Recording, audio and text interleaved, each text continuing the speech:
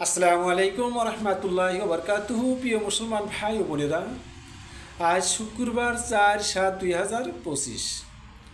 আমরা সকাল সকালে জুমার নামাজে যাব। নামাজে গিয়ে ছোট্ট ছোট্ট দোয়াগুলি অবশ্যই আমরা আমল করব। আল্লাহ পাক যেন আমাদের 5 ওয়াক্ত নামাজ পড়ার তৌফিক দান করেন। সারা বিশ্বের মুসলমানদের জন্য আমরা সবাই দোয়া করব। কত মোমেন মোমেনাত কবর শুয়ে আছে, তাদের জন্য আমরা দোয়া করব।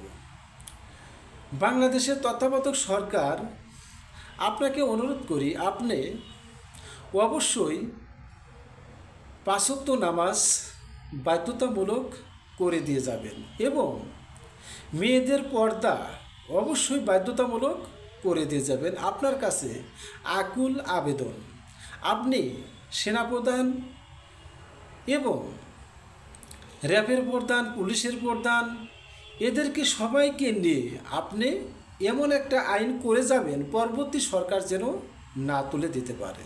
আপনার কাছে অনুরোধ, আল্লাহ পাক আপনাকে যেন সুস্বাস্থ্য ভালো রাখে।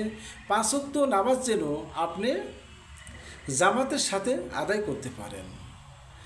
আপনি চলে যাওয়ার পরও যেন আমাদের জনগণের মনে থাকে যে তত্ত্বাবধায়ক সরকার একটি আইন পাশ করে দিয়ে গেছে, অনেক ভালো হয়েছে।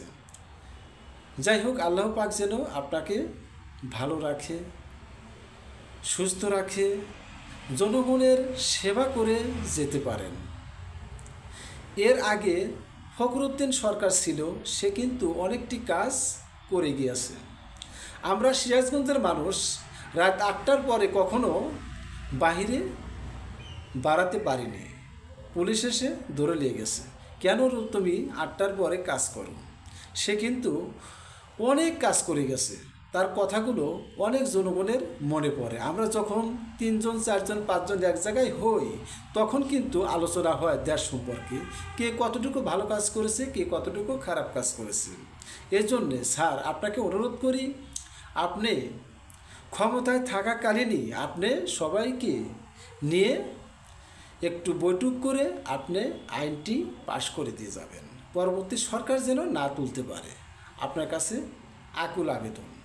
বিশেষ করে টিকটক, ফেসবুক, ইউটিউব, মেয়েরা যেন উলঙ্গভাবে কথা না বলতে পারে, গান না করতে পারে, সেগুলোর দিকে আপনি একটু খেয়াল রাখেন। আল্লাহ পাক আপনাকেও আপনার দিকে নজর দিবে। আপনি ভালো থাকেন, সুস্থ থাকেন। আল্লাহ হাফেজ।